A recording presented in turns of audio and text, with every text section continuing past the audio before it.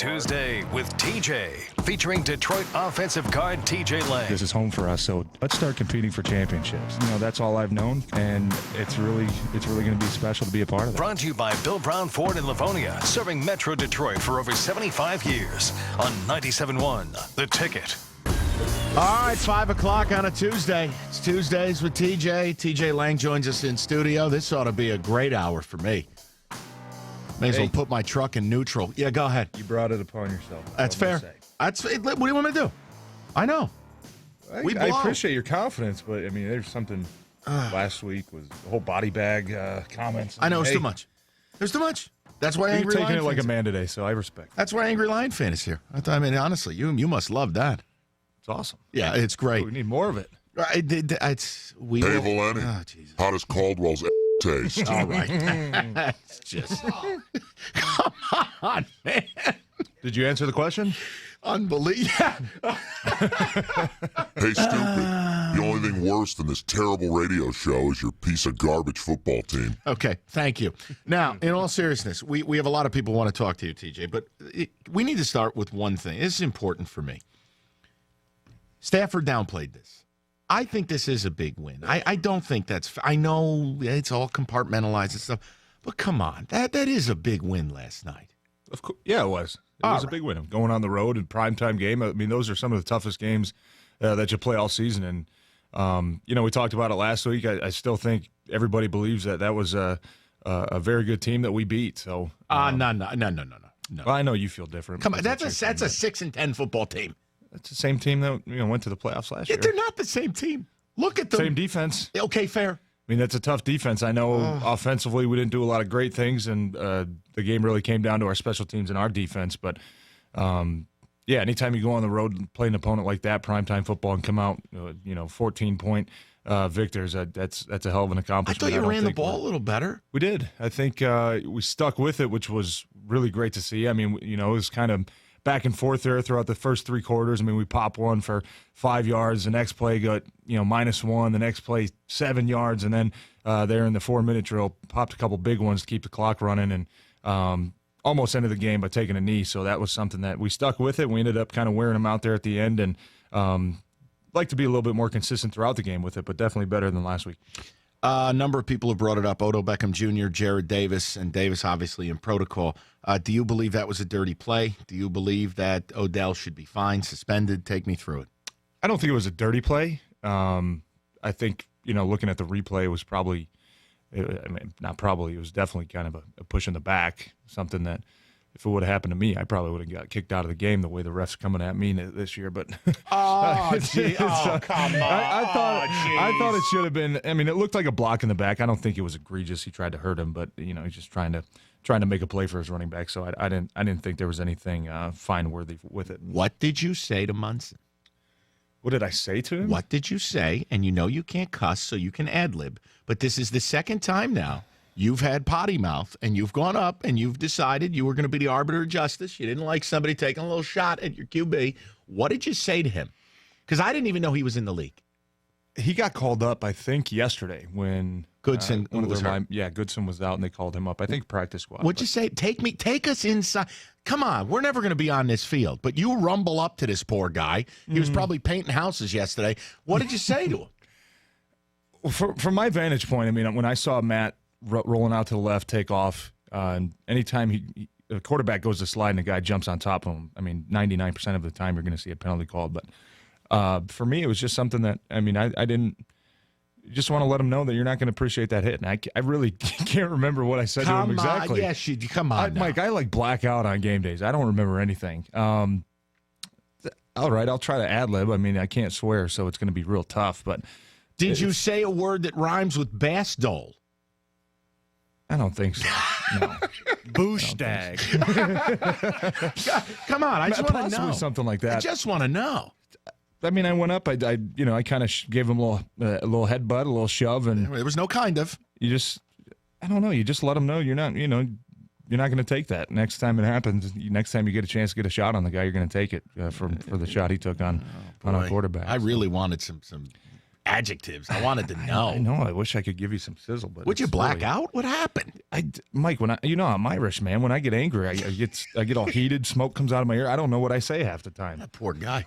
Poor guy's gonna be back to painting houses now. All right, so Sully, I know you had something for TJ. TJ Lang in studio with us. Now I'm warning you. I ain't got nothing to do with this now. This is Sully's. He wants to die on this hill. Go ahead. I think I know what's coming. I did have a question, and it just seems like it's an observation I saw people talk about on Twitter, and just everyone seemed to think this. No, that's not the only reason. But it seems like whenever Stafford audibles at the line of scrimmage, whenever he checks into a different play, it's a run play. Is that the case? Is he audibling different things? Does he ever check into a pass play? What is that? Because clearly it's an observation that many people have had. I think maybe it felt that way yesterday just because we really tried to make an emphasis to run the ball a lot. I think we ran the ball, 35 times or something like that and only passed it right around 20. So maybe it's just kind of skewed that we tried to run the ball so much that it kind of looked that way. But that we talk about, I mean, that's kind of a problem you run into the no-huddle offense. I mean, when you're making all the checks at the line, when you're making all the calls at the line of scrimmage with the microphones that are on the field these days, it picks up everything. And everybody can hear it very crystal clear what the call is. We change them up every week, but that's definitely a problem that we realize, and we have ways of going around it as well. And I think, for me, I don't think it really leaned one way or the other. I think there were times where he checked some protections just as much as he checked the run play. So, but I'm sure we'll take a look at that and make sure we get it fixed so we don't have any patterns going into the next week, because a lot of teams, they watch that TV copy and they pick up those words, and when you call them again at the line of scrimmage, they know what's coming. Did he say Kershaw? What does that special word You got to mean? tell us what Kershaw means, right? I can't, I can't tell you that. Sure you can. You I think change him every week. ESPN told him. I mean, they had that nice little cute cut up all ready to go as soon as he called it. Maybe they had a little deal behind the scenes. Did you know they that, though, wanted to say the name. about your new quarterback? Did you know that Matthew Stafford and Clayton Kershaw were teammates in high school? I found that out yesterday for the first time. Wasn't sure if you've heard that one before. I think we've all heard it a million times. Bit ever. They grew up together in Dallas. Did you notice as soon as he called the play, too? A second later, they had the clip ready. on ESPN, honestly, they were ready to go. Run it back. You can almost hear Gruden's erection. We were excited. Run this back. Give me Kershaw here, Kershaw. Did he say Kershaw? He was waiting for it all game. I think they had a little deal there. Childhood buddy. Matt and Green. Highland Park in All right, the Dallas that'll area. be all. Thank you. No, that's got production meeting written all over it. Slide him a little piece of paper on the table. You shut your mouth until I say the magic word. Yeah, because I've McDonough never even almo- heard the play. Kershaw. McDonough almost forgot to call the actual play that was going on. Right. He just started talking about Stafford and Kershaw. Mikey, get some ticket text together. I want to get some of the people and keep it timely. A lot of people with a lot of questions for TJ. TJ Lang, the ex-Green Bay Packer, does not like this call at all. Oh, yeah, wait a minute. Neither Hold on. did John. Time out. Yeah, I want to hear about this because I know when I talked to you yesterday, you were very unhappy, a profanity-laden tirade regarding this holding call. Well, you're a knowledgeable guy. I mean, you understand football. I know. Just take the people through it. You were very unhappy. You take the people through it. It was a screen, and my guy was rushing me, and I got out of the way. He tackled me, and I somehow got called for the penalty. So Now, do you think that's because you wear the Lions uniform? Do you think they're calling it different? possibly. You're not a I mean, I Packer don't know. anymore? You don't get that shine? Well, I guess I'm really starting to learn the whole Detroit versus everybody theme. I mean, you're getting, I mean, listen. It was unreal, man. When I saw the flag come out, I was like, thank God they finally got a defensive holding. And he pointed at me, and I pointed to the ref, and I'm like, look at this replay on the big screen. He looked at it and kind of looked at me and gave the, oops, well. Oh, that I was like, close. Thanks, appreciate it. I mean, the guy's got his hands up in your nostrils. Yeah. I mean, he literally had, Offense. Number 76. he had my shoulder pads and just yanked me to the ground. It was, I mean, I don't know. I'll tell you what, there was one call Do in the my game. best to get away with it. I mean, One call in that game that call. was worse than that. That spot, that was criminal. The Lions even had to challenge it. Mm-hmm. That was one of the, and obviously I'm a Giants fan. That was one of the worst spots in history.